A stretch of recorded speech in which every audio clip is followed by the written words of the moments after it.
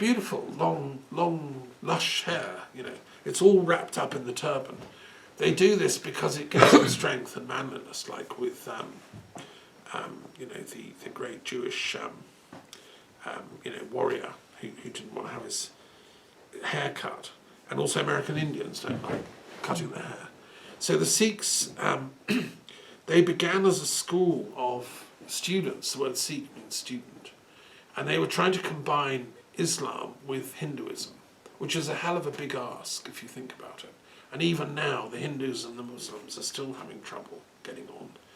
Guru Nanak, who was a genius sage, had studied both. And he said, we've got to have a reconciliation between these two.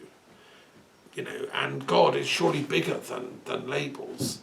There's got to be a God bigger and above, whether you're Hindu or Muslim. When you get to heaven, God isn't going to say, are you a Hindu?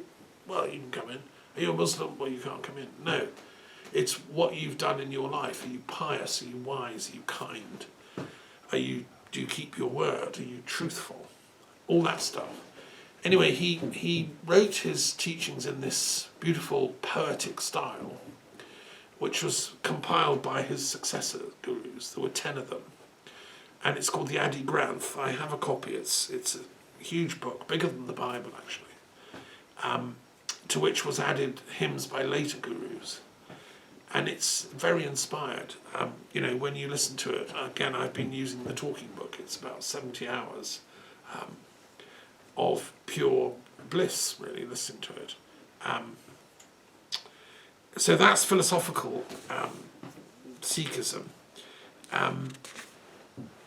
When I was invited to go to the Punjab to the inauguration of a chair in Sikh philosophy at the University of Amritsar, I think it was, and met lots of leading Sikh intellectuals. They are there, you know, philosophers teaching mostly in the Punjab, but throughout India, and especially throughout Britain, which is obviously where I came across the Sikhs. We have a big population, particularly in Southall and East London. My students, when I taught at the Gandhi Foundation in East London, quite a few were Sikhs. They would come to my classes. And I learned about, you know, different contributions they've made to peace, really.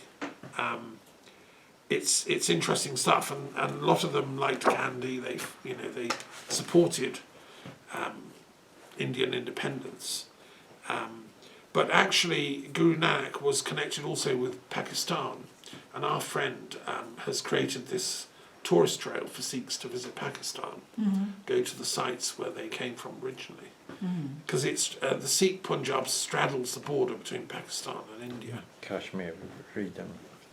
There was some up in Kashmir as well, yes, because at one point the Sikhs had a little bit of an empire go, and they even got parts of Kashmir into their domains. And then the British turned up, and we fought 3 wars, I'm afraid. The Anglo-Sikh Wars, which unfortunately for the Sikhs we won, but then we incorporated them into the British Raj and became best friends. So the Sikhs became, you know, respecters of the British and vice versa.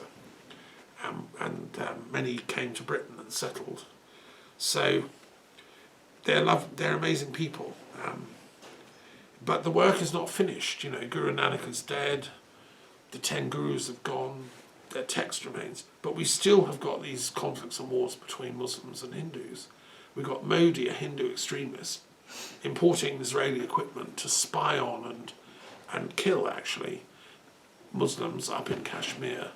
And what I saw on that film, which was shocking, is there's a lot of farmers in the Punjab who are Sikhs who've been campaigning and complaining about the Indian government under Modi, doing stuff with the farms. I don't quite know what they're grumbling about, what he's been doing, but making their lives very difficult, taxing them, usual stuff.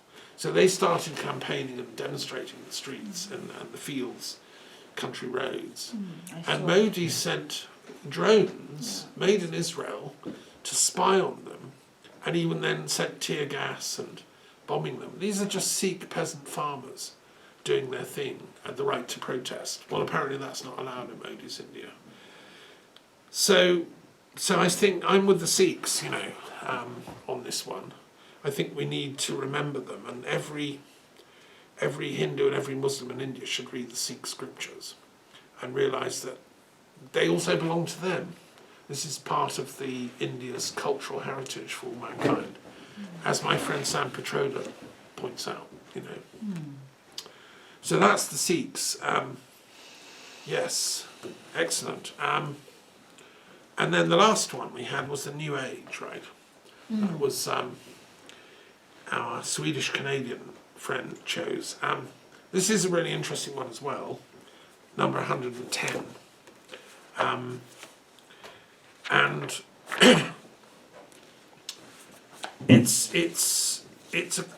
When did the phrase first get coined? I went into this in quite a lot of detail when I was teaching religious studies academically, and I gave a lecture once at the University of Wales annual summer school. I was invited as a guest lecturer, and I gave a talk about the New Age, and I did a lot of research for that.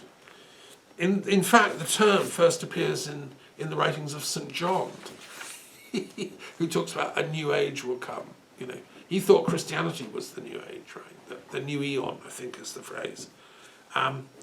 So really, we can date it that far back as a concept. But when people talk about the new age now in religious studies parlance, they mean more like from the 17th century onwards, 18th century. There was a whole type of movement going on that thought the world was going to get better, things would improve. It's called Chiliasm, this idea that things are going to improve and the angels, God, whatever, are going to come and help humanity. So you get Jakob Böhme in Germany who was saying this kind of thing. And he thought our duty is to study all the wisdom and then be vehicles for this new age that's coming, which is God's plan. Francis Bacon, the philosopher I've talked about, he had a similar idea. He thought we'll do it with science. If we get really clever in our science and study things like good scientists, then that will help God's plan manifest and unveil. The Rosicrucians thought the same. They were sort of secret emissaries of light. They also thought a new age is coming. Swedenborg in Sweden was a great thinker who thought the same. He thought his downloads, his visionary experiences, were part of God's plan to bring a higher level of wisdom to mankind, because we're sunk in ignorance. Those ideas, they all spread here to France, and we have my favourite French philosopher of that time, who was called Louis Claude Saint-Martin. He was a philosopher, a Freemason, student of another Freemason called Martinez Pasquale. He translated Böhme's works into French, studied Swedenborg, and he said he lived through the time of the French Revolution. He didn't take part in it. He was sort of a man of peace, but he said the point of the revolution was to usher in a new age. They didn't know this. They used violence, which wasn't a good idea, but they were striving towards a sort of intellectual new way of thinking, and that was what the French were doing. So he was a savant at that time, along with Nicolas Bonville, who was also in Paris, saying the same thing, who was a friend of William Blake, who was saying the same in Britain. And of course, in America, Ben Franklin and the other founders of America, Thomas Jefferson, they sort of believed in this too. A lot of them were Freemasons, and Francis Bacon had helped create Freemasonry as a sort of vehicle for this New Age manifestation. In the 19th century, you have this amazing Ukrainian-Russian woman, Helena Blavatsky, who talks about the New Age, and she writes The Secret Doctrine, huge work, which basically says all the religions go back to esoteric common source, and that as we learn that and discover that, we can then manifest that core essence of them all, and the New Age will then manifest as a time of peace for humanity. My late friend who wrote a biography of Blavatsky discovered, Jean Overton Fuller she was called, I met her at a Theosophical Society conference, that Blavatsky spent time studying in Tashi Lumpo with the then Panchen Lama, along with the Theosophical Masters. And that's very interesting because the Buddhists, meanwhile, have been saying there's a new age coming with Maitreya, who will be the next Buddha.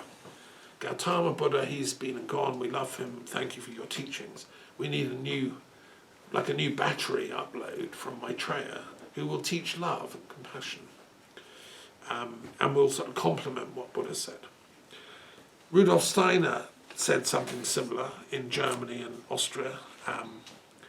Nowadays we've got, there's a whole richness of teachers.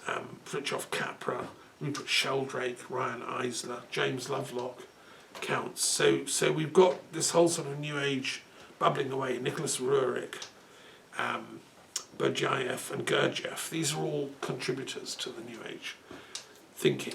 Why did they end up in California? Well, I think we could possibly say that it's to do with Fray Junipero Serra, who was the founder of the Catholic missions in California and founded Los Angeles and San Francisco way back in the 1700s. He was a philosopher in the school of Raymond Lull from Mallorca and a deep mystic. And I've argued in some of my earlier writings that that ideal of Raymond Lull, he was in the school of synthesizing Islam, Judaism, Christianity. He was a mystic, Christian, Franciscan. I think that ideal went into California in a metaphysical way, which then has inspired its visionary instinct to synthesize everything into a peace direction. And of course, the UN was founded in San Francisco. In San Francisco. Yeah, at a conference in 1945. So, as a transpersonal historian, what I'm interested in is tracing the spiritual or noetic traces across history. So, of course, normal historians won't say that kind of thing. They'll say, no, it's just people chose San Francisco because it's near the Pacific and blah, blah, blah. It's warm. It's warm. And So the Monsieur Pierre Cardin, no, not Chardin, Teilhard de Chardin. Teilhard de Chardin, Oui. he was in New York. Did he travel to California? So he emphasized this. Well, he was from Clermont-Ferrand in Auvergne. He was French. He was French. Yeah, and he spent time in China a lot. He was a Jesuit, so they move around. I don't know about his travels in the USA, but he was a similar kind of New Age Christian who looked forward to the noetic transfiguration of humanity. Yeah. The noosphere is going to become, yeah. And what's interesting about the internet and what California did by creating that, with the help of Sir Tim Berners-Lee of Britain and CERN, we've created tools whereby this could happen. What upsets me is that the old dark forces, what Alice Bailey calls the dark lodges, she was another New Age intellectual theosophist, they sort of steal all the good ideas that come out of New Age thinking and twist them and retool them into something dark and oppressive. I.e., let's have cyber warriors doing lies, let's create Trump dictatorships. And it's what Hitler did in his time, because a lot of Germans who thought we need a new world, they wanted a new world at the end of World War I. A lot of New Age thinking came out of Germany. They had free love, they had hippies in the Swiss mountains, in the 20s. And they all, but the point was that Hitler stole their thunder and turned it around into something very dark and sinister. Is this dark web? Like on the internet, we have the hidden web, yeah. The hidden web, like the dark web. So, and I think I do have friends that goes into dark web forums. So what can I say? Yeah. I have to confess, I don't. I don't either. But I stick with the light ones. Light ones. As little as possible too. Yeah, obviously Fintorn is. Okay. So Fintorn is one thing, and Marianne Williamson she's like the New Age presidential candidate. I love her. Yes. I've been on chats to her. Yes, it's not going away. She was from this tradition called the Course in Miracles, which is another New Age text. So, you know, I think as an intellectual, what I've tried to do is ground all these New Age things and put some logic to them, do an Aristotelian analysis of them all. And one of my colleagues who's done the same is a Dutch guy who's written a huge encyclopedia of New Age and Gnostic thought, published, which I have lurking about somewhere. Yeah, he did a PhD on the history of the New Age. So a lot of what I'm saying, you know, he researched in great detail. This mystic tradition of Marianne Williamson, that's Jewish, isn't it? The root of it, like Madonna, for example, and... Well, that would be the Kabbalah you're talking Kabbalah. about. No, Marianne Williamson's inspiration is this book called The Course of Miracles, which I have in 3 volumes, which was channeled, and channeling is something a lot of New Age people are into. They think they can download wisdom from higher sources. And Marianne Williamson swears by the Course of Miracles, which was channeled by a medical doctor in Columbia University Medical School back in the 60s and 70s, who was actually Christian. It's quite a Christian text. But what's different about it than the normal Christian stuff is it's saying the Christ consciousness is in all of us, and you have to activate that, and these are the tools to do that, and that's what miracles are, you know. So anyway, that's we could go on, and it's a big thing, but I'm on the side of people that want to usher in a world of peace and love and justice. That traditionally this is what the New Age is about, ever since St. John. But we have to analyse what's obstructing that, and that's why I wrote my book Sophiaphobia, the fear of wisdom. There are some people that are terrified of New Age stuff. They're, oh, the devil, one world government, you know, kind of stuff. And they've taken localism to the point of like wanting to circle the wagons around their own culture. They become very racist against the other and don't realise that actually we have to evolve as a planet into a federation of cultures that live in peace, which is why I support the European Union. That's a very New Age kind of project. Okay. That all European states should not have borders, and we should be able to work and travel in each other's countries and fall in love and have families. And the founders of the European Union, Jean Monnet, these were New Age thinkers in their own Catholic kind of way. So anyway, it's very exciting. Thanks for choosing those 3. I love That was them all. good. Thank you. They're brilliant. Thank you, Okay. Thomas. You Well, were so brilliant. Thank you. No, I'm just a beginner. I've just been studying this stuff. Instead of having a normal life like most people, I've just been buried in my books. Although I've had a bit of a life too. Okay, let's do our final thing, which is let's take this up a notch to the gods level. Let's Wow. do a tarot of the gods, and it's a nice way to close. Is Well- there any more, like tea in the kettle, or is it empty? Yeah. You can have this There, one. have Om that du one. vill kalla den kanske den är kall? It's fine. Ja, Den might är be- iskall. Ja, den är kall. But don't worry, it's still lovely and minty. Huh? That's the important thing. Ah, it's too Okay, cold. let me give you a choice here. You choose. Yeah. Right. Go and see if there's any. Han kan nog snusa. Slipper jag gå med. Right, choose just the one. Here we are.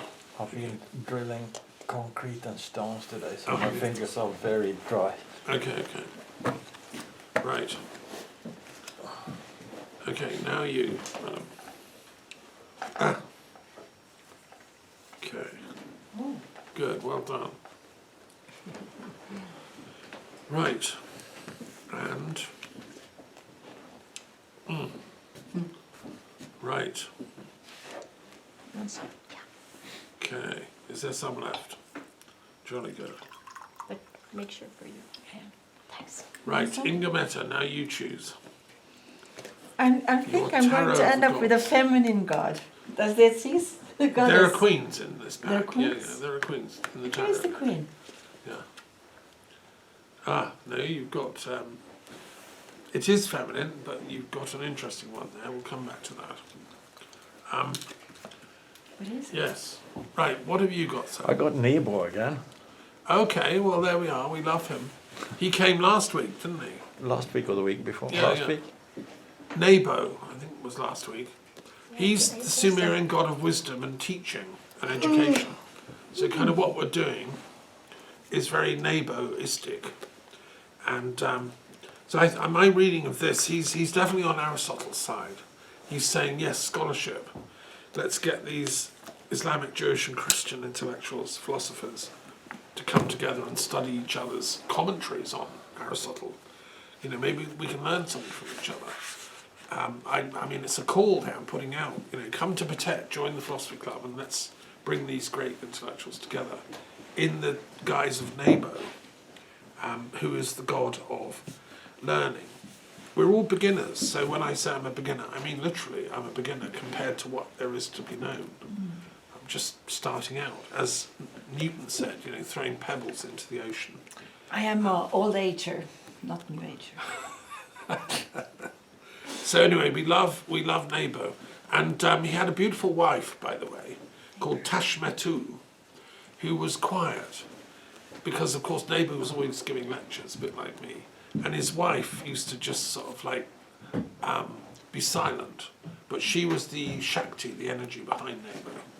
So that's the point of that, and we've got Tashmetu with a camera filming. Okay. Maybe Right. take mine then. We'll do yours next, yes. So this is one of the major cards, and it's actually the High Priestess in the normal tarot, so it is a feminine card. But in the Tarot of the Gods, we don't have goddesses, because they've got so many tarots of the goddesses already. Glastonbury is full of tarots of the goddesses. So we've got a Tarot of the Gods, and this one is Yahweh. Also known as Adonai. Now Yahweh's a very interesting god, and I give a lot of details on Yahweh in this text. We don't have a visual representation of Yahweh because you can't see him, he doesn't have a form. He's the fire of the burning bush that was Yes. seen by Moses. And why is Yahweh,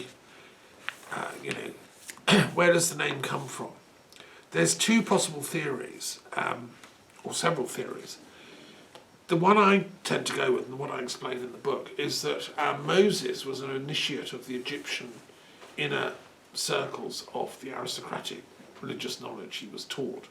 And he lived probably at the time of Ahmose I, who was his best friend and mentor and boss. And Ahmose I had an inner devotion to a god called Yah, also called Yahweh, who was the moon god of Egypt, who later on was called Thoth. Okay, good. Same god, right? Yes. And the Greeks called him Hermes when they Yes. came to Alexandria. So this is new. Only recently, there's a film made by the guy that made the Titanic, James Cameron, called Exodus, where he, with a bunch of scholars from Israel, Egypt, Britain, wherever, they come up with a new theory that Yahweh and Moses probably came out of this Ahmose school of Yah studies.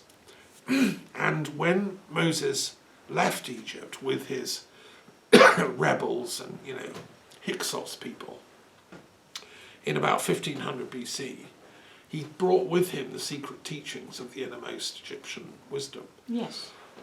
From Thoth. Well, from Yah, or Yahweh. And Thoth and Yahweh is the same thing? That's what the evidence now points to, All right, good. which is really extraordinary. And this is new, this discovery. So I put it in the book. And it's feminine because Judaism is passed down through the mother. Because the mother is the symbol of the most passionately compassionate for the family and the protector. And I think a lot of what we see in Judaism, a lot of their violence, a lot of their aggression is actually the mother protecting the children, the hens. If I'd have been a Hamas, if they'd hired me for Hamas philosophical consultant, I would have said, whatever you do, don't go and attack them and start raping their women. This really annoys Yahweh people because it's just breaking every single boundary of their ethical worldview. And you're going to get clobbered. So that was a stupid thing to do. So I think what we have to do is honour the Yahweh tradition, work with archaeologists and scholars and see if it's true, the hypothesis I'm putting forward. It's just a hypothesis, as it is in the James Cameron film. But he was so convinced, he's a huge budget movie at it. And I think this is really important. So you know, I don't know where I have this from, but you know, this burning bush. I think you know, is it anything about the inner fire of God within? Absolutely, yes. Because the word Yahweh also seems to mean existence, being. Yahweh etymologically is that which is the being. Your inner being is your Yahweh energy. Yes, Yahweh. Yeah. So you are divine in the existence of being. So Thank that's you. the Yes. fire of being. Yeah, the Kundalini they call it in India. Yeah. And that is in the Tree of Life. So in the Kabbalah, which is the esoteric teachings of Yes, stuff, exactly. It's the same. the Tree of Life is us. We are the Tree of Life. The metaphor of the 10 Sephirot are in a tree form. And Keter is the top one, which is the higher consciousness of absolute, you know, compassionate love and mercy, which pours down over all creation. And that's the role of the monarch's crown, which was there in Egypt. So we're all supposed to, my project earlier we discussed about universal and complete enlightenment, is when we all activate the Keter chakra, or the Sahasrara as it's called in Hinduism. And that means everybody. And this is my vision of what Judaism is supposed to be about. If this is true, what I'm saying, and I believe it is, if that's the real story behind Yahweh, then what that God wants, surely, is for everyone to be enlightened, not just people that call themselves Jews or Israelis or whatever. And there are many factions of that, you know. But Muslim people who respect Moses, he's in the Quran. Christians who respect Jesus as a great bringer of this knowledge, and every tribe and people, if it means existence, we're all made in that image. It says in the text we're made in the image of God. So let's live up to it, because my image of God is not as a wanton destroyer and cruel person or being, because being is on the side of being. So this is the sort of existentialist tradition that I come from. That's why I've written this huge book called Being and Knowledge, where I've explained all this philosophically. By the way, I just want to share something about this. So a lot of philosophers now talk about phenomenology. You know, no, I'm a philosopher, I'm a phenomenologist, they say. Well, I've got news for them all, because as coordinator of Philosophers of Peace, I think we need to study noumenology, because phenomena are what we can see, touch, feel. They're the visual things and sensory things. The noumena is the source of them all. And Aristotle uses this term. It comes from nous, which means the cosmic mind. The noumenon is the study, and noumenology is the study of the invisible realm. That's Plato. Well, Plato was a great noumenologist, yeah, who said we can get there with stories and legends. So we need to study noumenology as much as we do phenomenology, in fact more, if we're going to get back to source. And that's what Kant said. Kant introduced this phrase, noumenology, which I think we've neglected. It's very difficult. Well, for normal people. Well, I don't know. I've never met any normal people. We're all extraordinary because we're all made in the image of God. So as we tune into that, we become noumenologists. And, you know, that's the Kantian approach to all this. And I think that's when we encounter Yahweh, who is the source of the noumenon, and who therefore can't be drawn or painted or made into an image, because it's the source of all the images. It's pure divine consciousness itself. So, you know, anyway, it's a great God to have invoked. Thank you for that. We love Yahweh. And now can we look at the last one that you got? This one is, yes, we love this. This is a Finnish God. Vainamoinen, who is the seven of water in the tarot, and who is surrounded by a rainbow behind him. And we had a Finnish guest here in the Philosophy Club a couple of weeks ago. I'm not sure that she got a Finnish god, but not this one. They have so many. The Finns have got, they come right back from an old shamanic tradition, The which was Finns. written down in the Kalevala. So they go back to the pagan roots of Eurasia. Kalevala. I'm sorry, my pronunciation is dreadful. You call it Kalevala. Kalevala. Okay. Kalevala. And what is the etymology of the term? Do you know in Finnish? I wish my friend Mari was still here.